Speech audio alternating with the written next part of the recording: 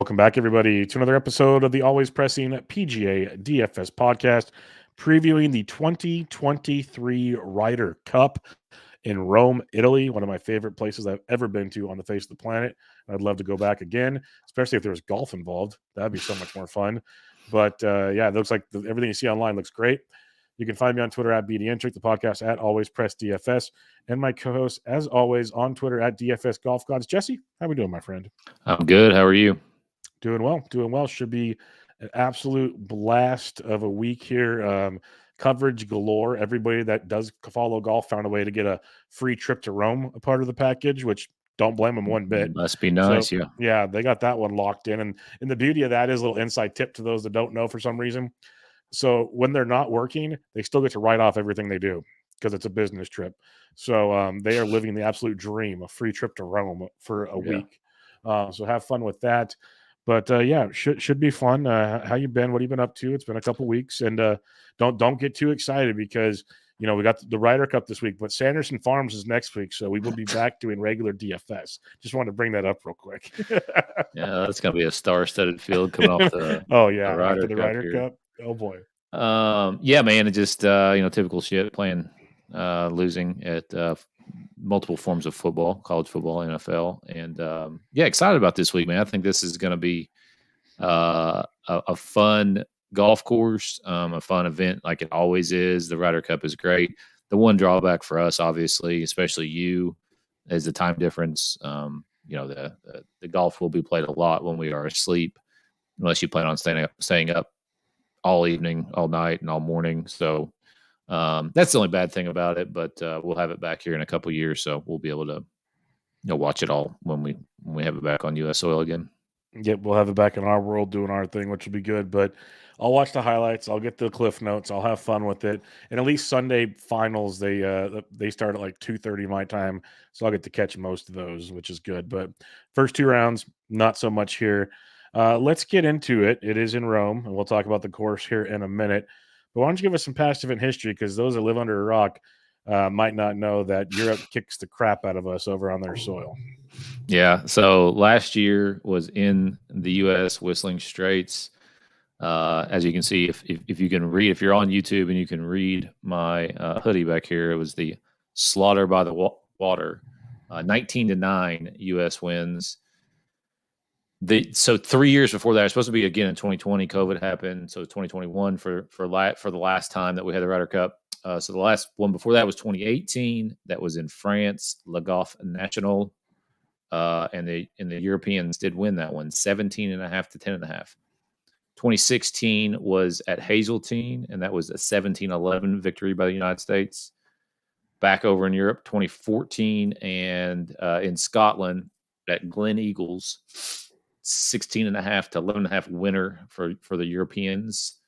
And they also won. This was the last of three straight for them, because they won on U.S. soil Medina 2012, 14.5, 13.5. And then previously that in Europe, in Wales, 14.5, 13.5. The U.S. did win on U.S. soil in Valhalla. But we have not won over there since 1993. Is it that recent? Yeah, that is like over 30 years ago. 30 years ago now. Yes. Yeah, we haven't won on European. Some of you listening to the show were not alive. Let's just put it that way. They have won 3 times on U.S. soil since the last time we won on European soil. Yeah, I saw a tweet on Tuesday that the last time the Americans won on European soil, there's a picture of Payne Stewart in the Ryder Cup gear. Bernard Longer was winning a PGA Tour events using a persimmon driver. Yeah. Tom Watson was the U.S. captain that year.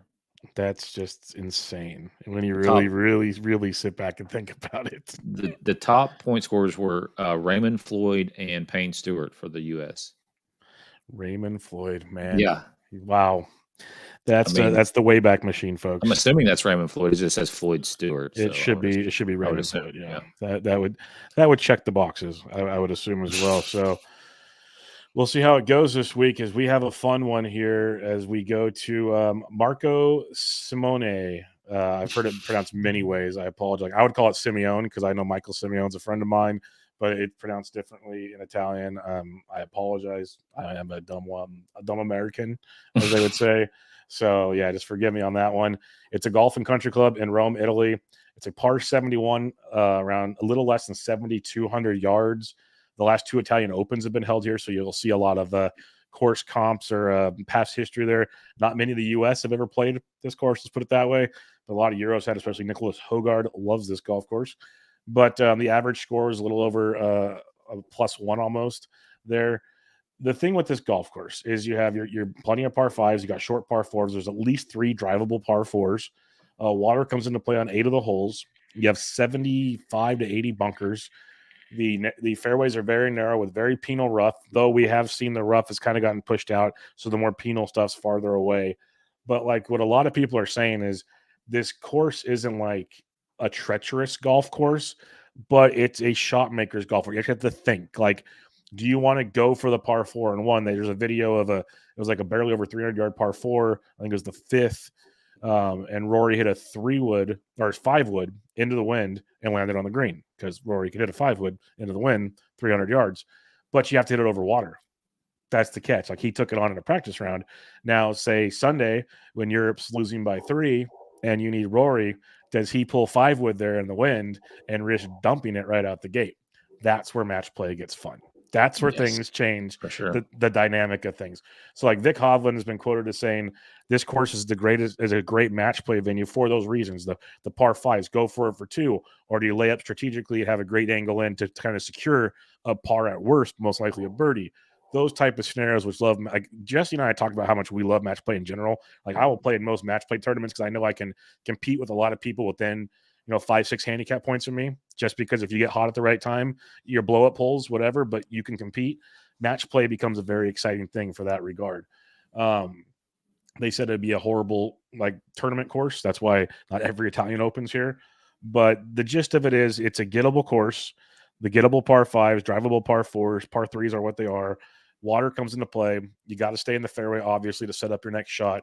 If you can stay in the fairway and have a good approach game, you're going to be very good. These are the best players in the world, so they all pretty much have pretty good approach games, you'd hope, for the most part. So then it comes down to putting, and it's paspalum fairways, and it's like a blended bent type format on the green. Greens are like medium-sized green. They're not Pebble Beach small, but they're not gigantic link style greens either. And the weather looks to be beautiful this week. So it could definitely come into a short game / putting situation. Ian Poulter was recently quoted to saying, like, it's better to be a phenomenal short game player than a bomber off the tee in an event like this. And it made sense to me because I'm not a bomber, but like I said, I can compete in a lot of match play with similar players because I can short game them to death. And if you can put a little wedge or a chip and punch it close, you put so much more pressure on your opponent. And that's what this game is all about, is putting the pressure on them. If you can drain putts, that's why everybody always makes the Kisner jokes. But this is why the flip side, Scheffler might be a liability this week. Like, it could be a huge liability. If you can't make putts, it's a problem. So bottom line, this golf course, very gettable. We'll talk much more about it. But any other thoughts on this course? I know you've done some looking into it and whatnot as well. Yeah, I watched just one. I just watched one YouTube video on it. Rick Shields played it. It just seems very long, pretty tight. I know you said that they were going to be making some changes to the rough, but there is some thick rough right off the green, right off, just a few yards off the fairway. So I mean, that I understand why they would do that. That they, when you look at the U.S. on paper, they're not the most accurate players. But the thing about match play, this goes off of what you said. Your mentality changes because if you lose a hole, it doesn't matter how many strokes you've lost it by. Mm-hmm. So that can change, the way people hit putts in particular. And it can turn a bad putter potentially like Scotty Scheffler can make him, have less fear, have less apprehension about hitting putts, and he could start rolling the rock better. I did see too that he was actually working with a European putting coach over there. So who knows as far as his particular stance goes, but yeah, I mean, the course does look fun. The backside, the second 9 holes is more gettable than the front 9 holes. The first hole is a fucking beast, man. I'll be interested to see, how they play that hole because it's long. It's a par 4. There's some really long par 4s on the front side, especially, but the back side, it does. It will be fun for match play because there are, like you said, a lot of drivable holes, a lot of risk reward shots. So yeah, I mean, for as much as I'm going to be able to watch it, I'm really excited to watch it and looking forward to seeing the golf on this golf course. Yeah, it should be a ton of fun. So we'll see how that plays out. We're going to go over DraftKings pricing, there's strategy involved because you got to pick your captain for one. Then you got to pick the rest of your pool. Your goal is to get whoever plays the most events. You could play up to 5, basically. I call them events, rounds, whatever you want to call them, games, matches. I guess is probably the proper way to go about it. That makes sense. Match play, 5 matches. It goes. I believe they decided it's 4-ball and then alt shot and then 4-ball alt shot. I think is what they're going with the first 2 days, and that'll be just 4 total teams. You want to give us the preview? I have it all it's all like crunched into my head right now. Yeah, I'm with you. So that not everybody will play every event. I would imagine that there will be a lot of rookies who maybe potentially 2 matches out of the 5 possible. So you'd have to keep that in mind. But yeah, I mean, best ball is a 4-ball, so you got two-man teams. The best score on that hole wins, between obviously the U.S. and the Europeans. And then alt shot is just simply that alternate shot, which is a really fun way to play golf, but you don't get to hit as many shots in. It's a lot more nerve-wracking. If you ever played alt shot, there's a lot of nerves that can go into that. But yeah, I believe it's so there's 30 total points. Is that right? No, 28 total points. 20, so they need. Well, sorry, I'll go and cut you. No, you're fine. 28 total points. So there'll be 16 on Sunday, and so prior to that, then there would be 12 more points. So 6 points a day. So 3 matches, right? Yep. In each. So 3 matches best ball, 3 matches alt shot, 3 matches best ball, 3 matches alt shot. If I'm doing the math right there, if I'm not, I'll go fuck myself. I'll pull it up right here because I've looked at it a million times. I just brain farted as I was talking.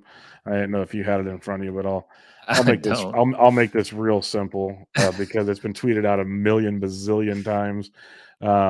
So the initial schedule, of course, they have a million other tweets to not make it simple. Oh, there's 12 singles. So yeah, right, so there's singles. 4. Because everybody. Okay, here's your schedule. Here's the official schedule. On Friday, there's 4 foursome matches. So you'll have 8 from each side going out in the morning, teamed up in pairs of 2. In the afternoon, you have 4 4-ball matches. On Saturday, you have 4 foursomes, and then in the afternoon, you have 4 4-balls. So you'll have 8 guys in the morning, 8 guys in the afternoon, 8 in the morning, 8 in the afternoon. You have 12 on Sunday. Everybody plays Sunday. Everybody plays Sunday no matter what. So some guys they try to get you at least one of the first 4 events out there to get loose before Sunday, but that'll happen. A lot of guys might only play once, where other guys will play all the time. Like I'll let Jesse mention something we talked about, but the key is to try to guess who's playing in 5 events. So all 4 of the groups and then the singles, because that maximizes your total chances of scoring. Especially for the captain on DraftKings, you want somebody who's going to play 5 because you get points for tied hole, 1 hole, and then you lose points for a lost hole, and then you win points for winning the match. And then if you win the match, like with holes left, you get more points. So obviously you want somebody's going to have the most chances to play. The other thing is like, if you look at the pairings, which I'm sure we'll talk about a lot when we get here, but for example, Cantlay and Xander traditionally have played together. So if they're playing all of the matches before the singles, if you just play Cantlay, then you get the points. You don't have to play them both. If that makes sense. Yep, 100%. So yeah, that reminds me back to like when we did President's Cup last year. I think it was last year. I think that was the first year that DraftKings had anything for this. Yeah, and it was like, okay, you got to pick your teams, or even like easy example, like you didn't have a captain as much. Oh yeah, you did have a captain this last year when you did that stinking, the New Orleans tournament where they team up. Yes, and you had to decide who you wanted to take and all that kind of stuff. Different format, obviously. You're not going up in matches, but same theory. When you do the Dell match play, you don't play teams, but you play in pods and that kind of theory. So just realize you want the most chances to advance. But I like your point. Like if you take Xander, you probably don't need to take Cantlay unless you basically pick which one you think does better on Sunday. Is what it comes down to. You could go that way, or you could take them both and get double Take the them both and points. But maximize the points. obviously, if they 100%. lose, then you're getting double the loss. So yeah, so it's the risk reward you wish to take. But yes, yeah, if you think they do well, because they're going to play together, they're probably going to play all four, like Jesse said. So it comes down to Sunday, and you're going to get bonus points for finishing early for the most holes won, blah blah blah, whatever way. So if you want to predict somehow, if you know the secret weapon, more power to you. But if you want to predict who does better dominating wise, because you don't even know who they're playing. That's the thing, is you have no clue. Pairings will be out Thursday night for the first foursomes on Friday. That's all we will know going into it. So the key is, if you're setting a lineup and you look at those four foursomes and somebody in your lineup isn't playing in the first four foursomes, you might want to reevaluate things real quick. Yeah. Just going to throw that out there to you as well. Because the pods or the pairings are pretty. I almost guarantee Zach Johnson's already got his pairings down. He knows who's going to play with who. Yep. So just barring something wild happens, somebody playing terribly, obviously a freak injury, they're set already. So you just about know Patrick Cantlay is going to play with Xander, and Spieth's going to play with JT, and that kind of goes into the tweet that we were talking about before this from Freddie Couples, who said that Xander and Cantlay and Spieth and Thomas are probably going to play 4 matches. Yep. So, I mean, that right there probably tells you they're going to play at least 3 out of the 4 to begin with, and they obviously have a match on Sunday, which is a lot. Generally speaking, you at least get one typically, unless you're just there's something weird going on. They'll give the guys at least one match off. So 4 is a lot. 5 would be, obviously the max, and I'd say Rory and guys like that will play 5. Yeah. Rory, Hovland, those would be my 2 favorites on Euro to play 5. I think they want those horses out there as much as humanly possible. Now, if you're looking at the U.S. side, we'll do DK, but this all comes down to theory when you're looking at it. I'd kind of for me, if I'm talking Euros, I'd have it like Rory, Hovland, Rahm as my top 3 for going 5. Do you have anybody else that stands out? Do you have a different? Would you prefer Rahm over those guys? No, I think Rahm could be a little bit of a dark horse. He's not getting a lot of chatter. Obviously, Rory's the player coming in for the Europeans, and Victor's just coming in red hot. So as far as his current form goes, and then Rahm is just not really coming in with a whole lot of buzz. But does have a winning match play record, 4-3-1 in the Ryder Cup. Yeah, no, that's definitely something for sure. So we'll have to check that out. When you talk about U.S., though, Spieth's the one getting all the love because of his past history in events like this. But, Scheffler's still one of the best in the world. Just can't putt. Brooks is Brooks. Xander's amazing. Cantlay. Who do you think are your favorites for the U.S.? Yeah, I mean, it's got to be. I think Scheffler probably plays 4, if not 5. The thing about Scheffler is they may, initially have him with Burns and then potentially swap one of the rookies out. I could see him playing with maybe Wyndham, Clark, and then other than that, I think Cantlay and Schauffele are going to play as much as they possibly can. Morikawa is interesting to me because he's undefeated. So is Cantlay, all time in the Ryder Cup, which is just 1 year, but last year, Morikawa went 3-0-1. So did Cantlay, 3-0-1, and Xander's 3-1 overall. So those are 3 really kind of lower price golfers we'll talk about here in a second. But I can't see them sitting Scotty Scheffler at all. I don't see him sitting Scotty just for the way he strikes. And if it's like a better ball format or an alt shot, then you might not even need him to putt that much. Right. That's especially with Scotty on alt shot. But the thing is, too, is, you look at best ball, he misses a putt and may not be as big as when he's playing his own ball. So let's have some fun with this now. Again, we'll talk DK. I promise we'll get there. But the game theory side of things. So the practice groups that went out on Tuesday, this kind of gives us an idea of you see, they like to pair these guys up early to see how they can play the course. Sure. So we'll start with the U.S. here. Spieth and Thomas, we already know, are together. Cantlay and Schauffele, we already know. That was simple, done. But we saw Morikawa with Homa, Cal guys, which kind of makes sense. Harman and Fowler, that actually kind of makes sense to me as well, weirdly enough. Scheffler and Burns, that's automatic. It's Texas, and these are always subject to change, but they make sense. I love the idea of a Brooks Koepka, Wyndham Clark, and I don't know why. I absolutely love the concept of those two playing together. I could see it. I think that they could be a both have dark horse fun one for they me. both have that kind of chip on their shoulder attitude. Because Yeah. I saw a quote from Wyndham this week talking about how he thought he was as good of a golfer, or if not better than Rory McIlroy, and that's paraphrasing what his quote is, not exact by any means, but so they both kind of got that chip, and I think that could be a strong pairing, to be honest with you. I like that pairing quite a bit. And again, these could all change. Like you could see Scheffler and Spieth could be dangerous if you want to put those Texas the way Spieth can putt. Things along those lines. I just don't know if it'll happen. Like Fowler and Scheffler, I think would be really good because Fowler can putt. So you put those together, that could be enticing. On the Euro side, we saw McIlroy and Lowry. That's the Irish combo, which we kind of expected. Fleetwood and Straka is interesting. Rahm and Hovland and Hatton and Hayberg. I think you get Hovland and Hayberg seems to be the one that everyone talks about. So a Rahm Hatton heads exploding team would be quite entertaining when I saw that. Like if something goes south there, oh boy. And then you got Fitzrose, McIntyre, Hogard. There's 4 rookies on each side. McIntyre, Hogard, Aberg, and Straka on the Euro side. So, there's only one team with the rookies together there. So what's your thoughts on the Team Euro side of it? Yeah, I mean, I can't really see them playing Hogard that much, or Bobby Mack, or Sepp Straka. I mean, it's hard to roll those guys out. Just like Brian Harman. I mean, Brian Harman had a great year, but he's not very intimidating when it comes to, just looking at him. I mean, if that's kind of something that you're going to weigh.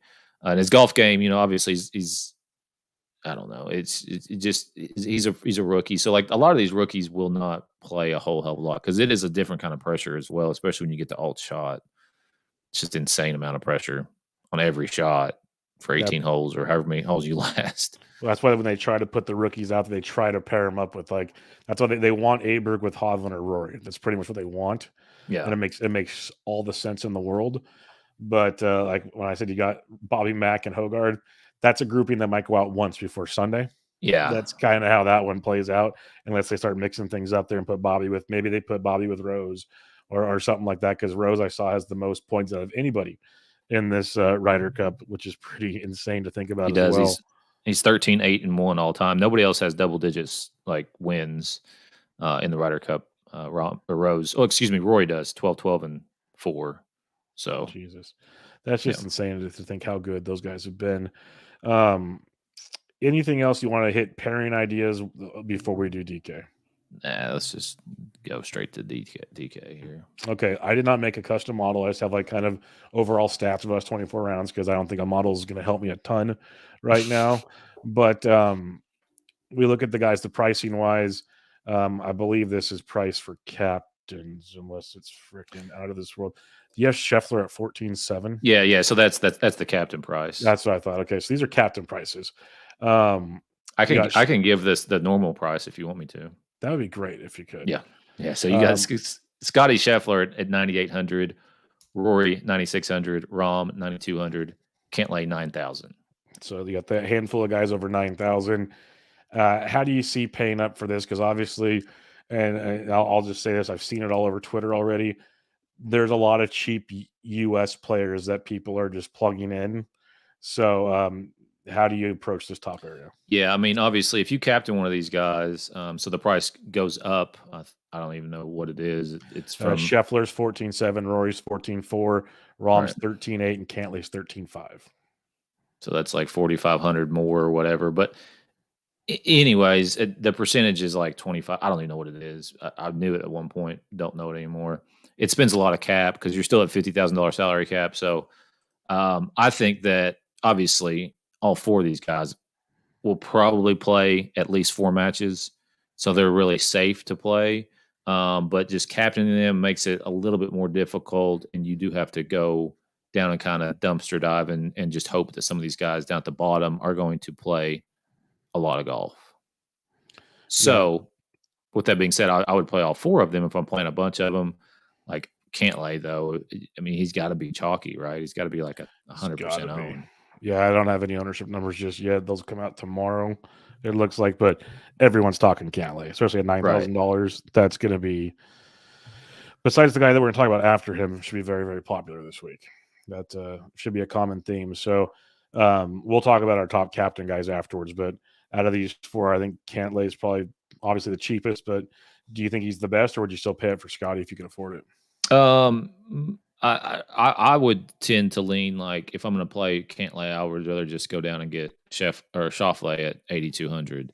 So I'm just kind of avoiding Cantlay altogether, but just to save some money there, because I do think you have to have one of these top three in your lineup, because I think that you're probably going to get the top point score out of one of those three, in my opinion.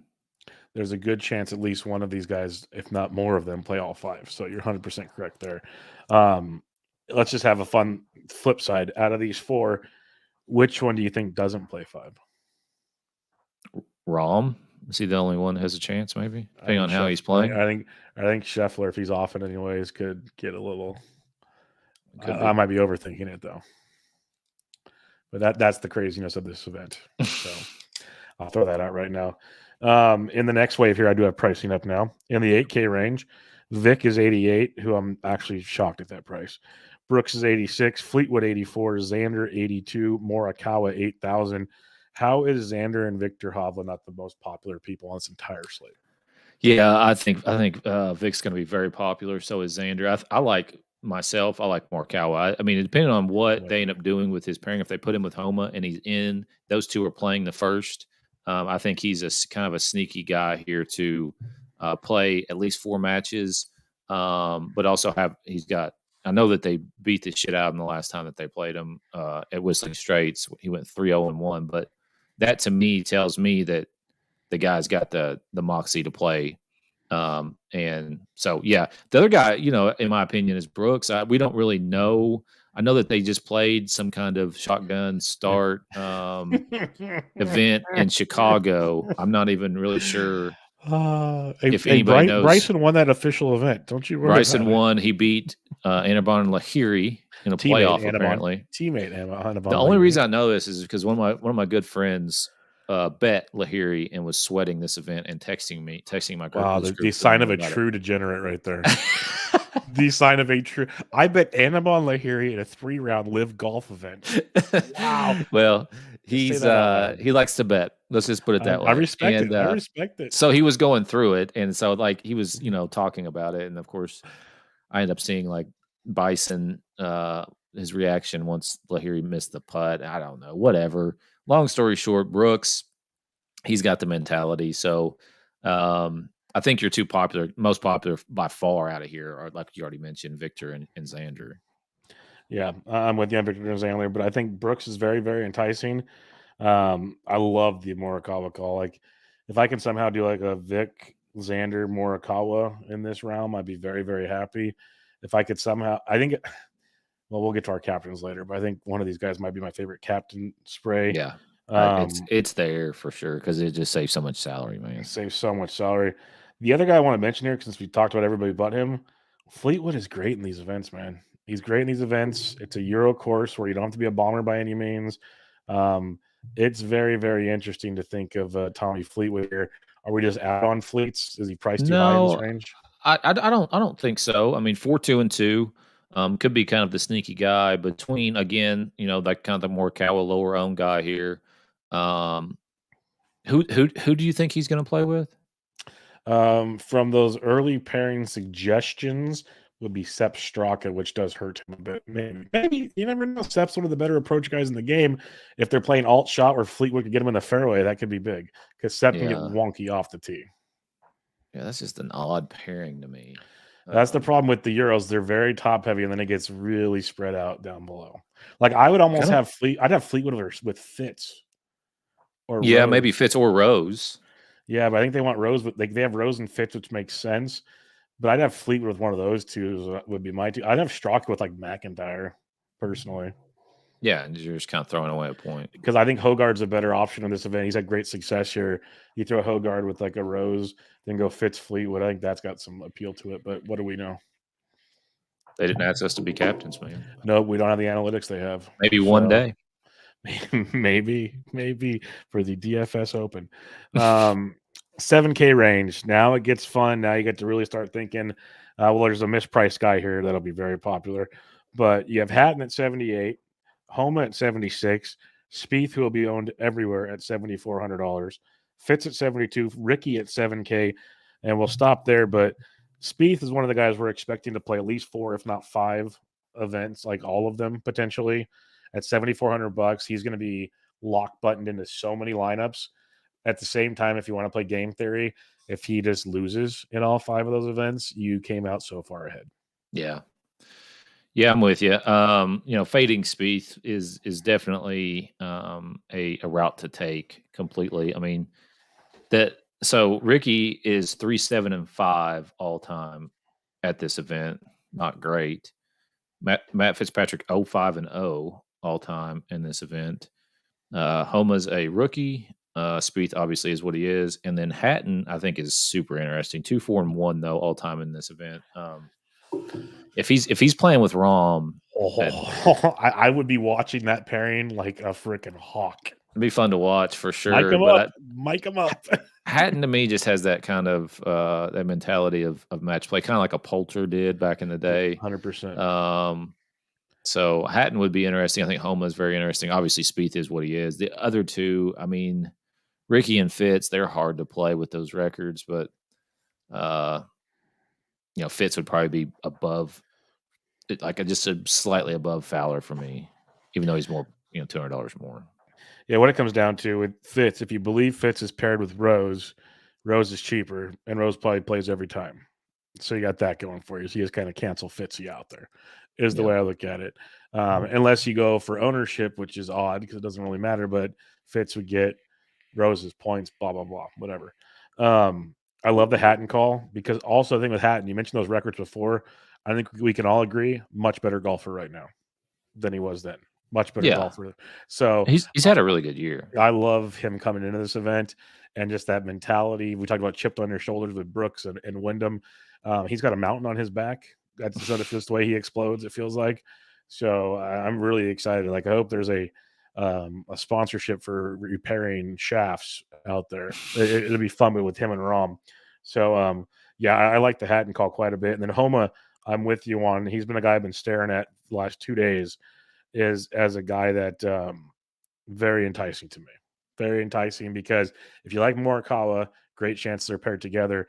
And Homa's a much better golfer than I think people give him credit for. I think it comes down to how many matches does Homa play in is the interesting part. Right. So we'll see there. 6K range. You got JT at 68, Aberg at 64, Rosie at 6K, Wyndham at 58, Lowry 54 is going to mix them all together.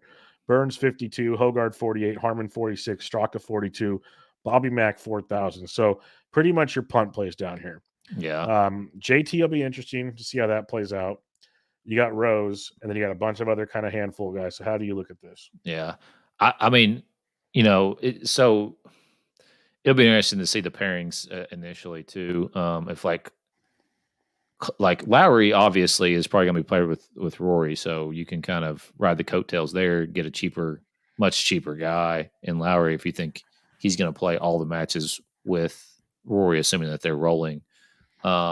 Clark is interesting to me just because it seems like he does have that, like I already mentioned, that quote that he had, got that chip on his shoulder. If he's going to play a bunch with Brooks, very interesting pairing. Would love to see that. I've heard rumors that Burns and obviously Scheffler are playing together. So if you want to ride those coattails, and the last 4, I don't know if they're playable at all. I mean, obviously you could. Højgaard, like you already mentioned, has had success around this at this particular golf course. He's won here for crying out loud. Like 4,800, but how much is he going to play? Brian Harmon's probably going to play at most 3 matches, I would say. You see the picture today of Harmon warming up by himself, like 100 yards away from the rest of the team? No, but that's weird. That's very freaking weird. That I know I might be overthinking it, but that does concern me a bit in a team event. Like that's a little odd to me. Yeah, like it does not make me feel good.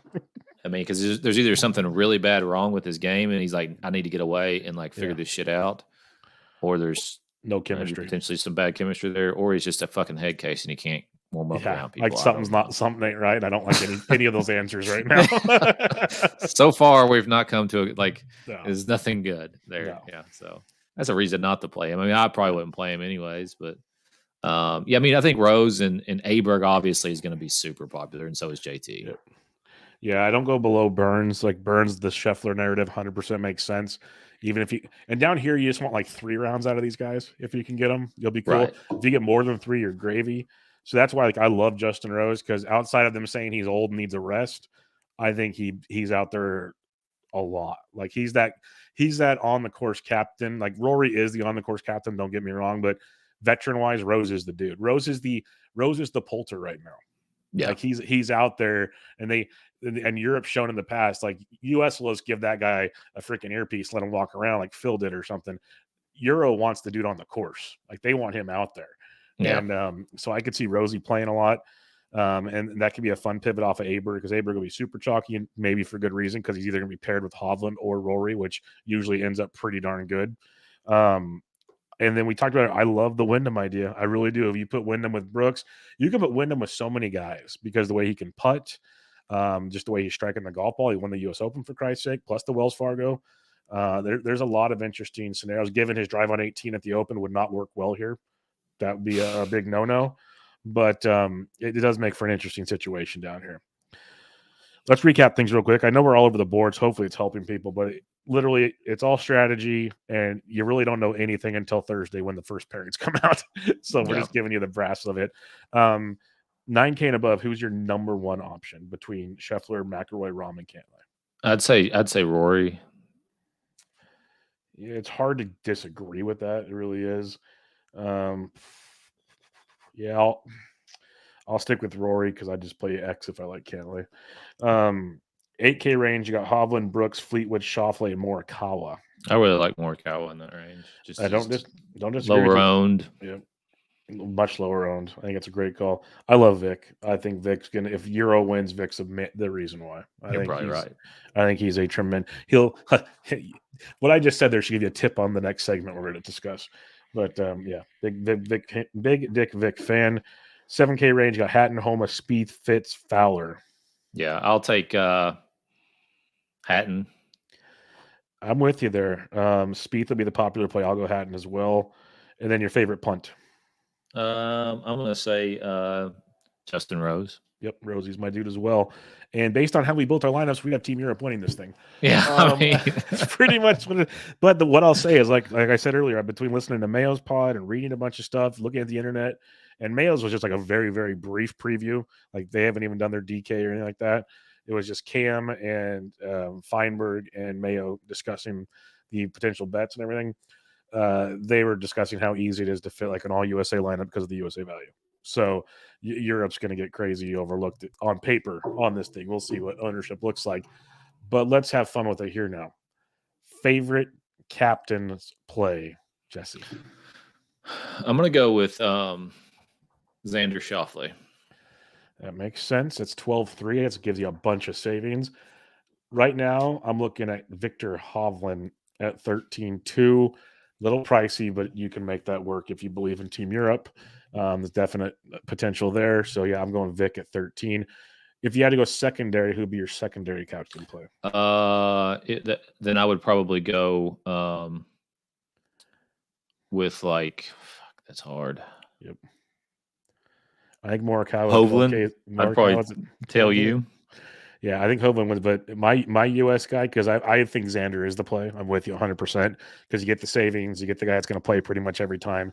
Phenomenal in this format, coming in good form. Like everything checks every freaking box on Xander Schauffele. I think Morikawa is a phenomenal pivot off of Xander. I agree. If you believe Morikawa, which you and I do, I think that's one of the lower owned captain plays you could play on this slate that has the potential to play all 5 and do very, very well. So that'd be my pivot there. All right, let's have some fun in the prop betting world, because we don't really need to build lineups. Unless, do you want to start out? Do you want to try to build a lineup right now? No. Yeah, it's impossible without knowing the pairings. That's why it's not a cop out, people. It's just the way it is. We'll come back to the overall stuff. Let's talk props here for a minute, and I'll name a few here to have some fun. We don't want team props. We can do team props here. USA props. Who do you think is the top scorer from Team USA? I had clicked on that just because I think there's some value there. Jordan Spieth at plus 1,100. I think that's phenomenal value, honestly. We already talked about how cheap he is in DK. Should play every time out. Like people want Xander at plus 600. We both like calling it 800. But if you want value, I'm with you on Spieth at 11. Yep. If you want uber value, if for some reason my foreshadowing makes sense, Wyndham Clark at 16 is really nice. But I think that's more me thinking he's going to play a lot, not that he's going to be the top point scorer. So there's two different things there. Top European point scorer. Rose is 1,200. I mean, Rose at 1,200 is probably is the Spieth of the U.S. right? Yep. Otherwise, I mean, it's like Hovland at 5-1 is not. I just thought that's still not bad value. No. All things considered. No, I mean, because who's playing better golf in the world right now than Victor Hovland? Nobody. Like, I guess Aberg will be popular because he'll be with Hovland or McIlroy at plus 1,000. But yeah, that's an interesting one as well. Event props. Who do you think the top point scorer is? Period between the two overall. Yeah, I mean, Hovland's 10-1. Hovland at 10-1 has definitely got some value. I mean, these are like better odds than fucking to win. Yes, golf tournaments. Like if all these guys were in the same golf tournament and there was only this is hilarious. 24 They're getting of better them, odds here. I mean, Scheffler would be like plus 100. Yeah, this is hilarious actually. Because Hovland at 10-1, Xander at 12. Spieth at 20. If you think he's going to be top US, Rose at 28, and you think they're going to win, then 20-1 is really good on him. I mean, and then you got the Morikawa just the same thing at 16 there. Overall, like if you think the U.S. is going to win, obviously they're going to have the top point score most likely. So some good value on those two guys. Interesting. Do you think any players win 0 points? Because this is a fun prop bet. Like I saw Feinberg was tweeting out about Koepka. He got him at 40-1. He's down to 18-1 now to get 0 points. Like Rory's that under? Under player points under the prop section. Okay, got it. To win 0 points. Like Robbie Max. So some of the guys we talk about not playing a ton. Bobby Max plus 275 because we think he might play once or twice. Hogarth's plus 300. If you want some odds, like you have to go deeper. We like Rose to play a lot, so it's a little different. Like for me, if I have to get dicey, if you think like a Ricky or a Fitz struggle, they're 800 and 900, 8-1, 9-1. But it's tough. Who do you like in this? Yeah, I can't pull it up. I'm looking at player points and it says to win 5 points. Next to it, is there a thing for 0 points? No, I don't have it. Interesting. Yeah, I guess that's California only. We can't even bet here. That's the funniest part. I can just access the website. Okay, let's do to win 5 points then. Anybody got here? That means basically they sweep all 5 events. I don't see it happening. Like that's how crazy 25-1 for Rory. Yeah, 25-1 is great odds, but I just don't. It's Vic, so hard to do. I'd rather take top scorer. Like Vic's 28-1 here. What was he, like 12-1 to be top scorer? Give me the top scorer for like half the odds. Because you might literally be pissing your money away if you wake up on Friday and they're sitting one out. Yes. you just lit it on fire. It's gone. All right. So then let's talk. It just took me off to a whole nother page. Back to the Ryder Cup here. So we did tournament props. We did team props. Let's do U.S. props. We did that already. We did European props. We've done all the props. That's all they got. Do you have any other props you want to look at? Oh, wait. There's props under each country now. Oh, yeah. Let's have some more fun with this. U.S. captain picks were Brooks, Spieth, Fowler, Morikawa, Thomas, Burns. Top U.S. captain's pick. Do you like Spieth at 450 or Morikawa at 3-1? I like Morikawa 3-1 there. But Spieth at 4.5 is not terrible. Yep. Top U.S. rookie, Homa is 160, Burns 260, Wyndham 260, Harmon 500. I like Clark at 260. Yep. I mean, I think that's I like that as well. I think that's very. Who do you think makes the opening U.S. tee shot? This is a fun one. Where's that at? See, how do I get all these odds you don't have? I don't know, man. Are you logged in? So Scheffler, no, I'm not. That's the beauty of it. Scheffler's plus 340, Harmon's plus 3,500. So they go all between there. That's a weird fucking prop. Basically, you have to put it in now to see who tees off first for the U.S. Okay, we'll skip that one. European props. Top Great Britain or Irish point score. Do you have that one? Yeah, I mean, now they're just logging me out, checking my location on DraftKings. Okay. I mean, top European rookie: Aberg, Straka, Hogard, or McIntyre. It's Aberg. What's his? Aberg is plus 165. Yeah, I mean, it's hard to go with any of those other guys. Hogard, because of the course history, would be the only one that I think top European captains pick. You have Fleetwood, Aberg, Rose, Lowry, Straka, Hogard. I got it pulled up now. I like Fleetwood at 225 there. I'm surprised he was a captain's pick. That's pretty crazy. Wild. Yeah, but Rose at 350 is not terrible. 350 is nice. Yeah.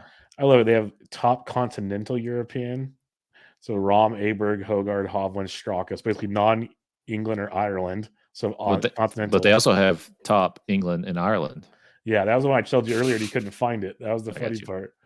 Yeah, top. This is awesome. Like, I wish I could do these bets. You get to start doing this, Jesse. Yeah. Oh yeah. Thursday. All right, that's enough props. I think people are probably like, you guys are just stupid now.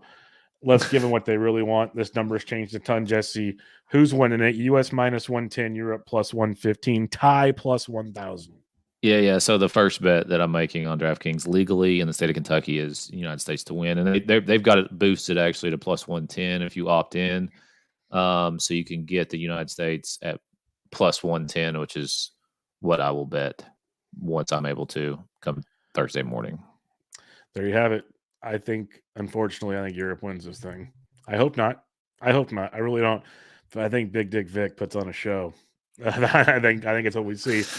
But we'll see. I just think top to bottom, the U.S. is a better team. I do not disagree with that at all. I just think it's one of those. It's going to be different because obviously we're on their turf. It's going to be all their fans or 95% of their fans. So, but just from the perspective of I feel like it's the same thing every year. Like all the Europeans are going to win, even when it's on our soil, and we just beat the absolute shit out of them last year.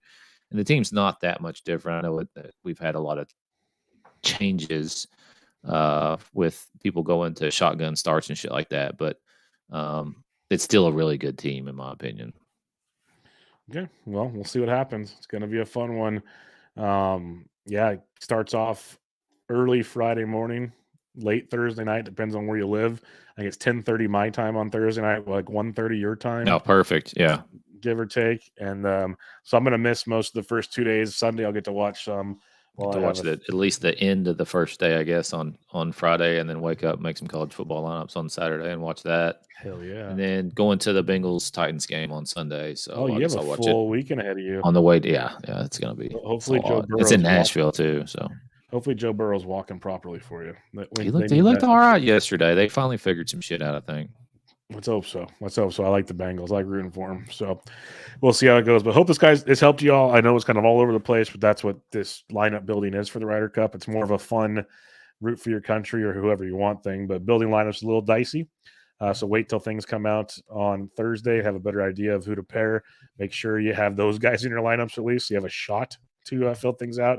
But final thoughts, Jesse, before we take off. Yeah, if you've never experienced the Ryder Cup, I highly recommend watching as much as you possibly can. If that means staying up late or whatever it is for you, this is the only golf event that I've ever been able to get my wife to watch.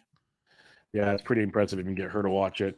Yes. But and then have you seen that Beth page where it's going to be at in the U.S. next time around? They are building a super stadium that surrounds the 18th green and the first tee box. No, I didn't. I didn't see that. Freaking amazing. So that'll be sweet.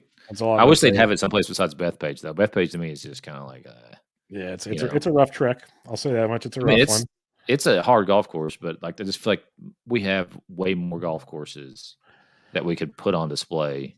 This is true, and have a great time at. But I will not disagree with that one bit. But we'll see what happens. If you guys have any questions, Chelsea's on Twitter at DFS Golf Gods, podcast at Always Press DFS. I'm at BD Entrick.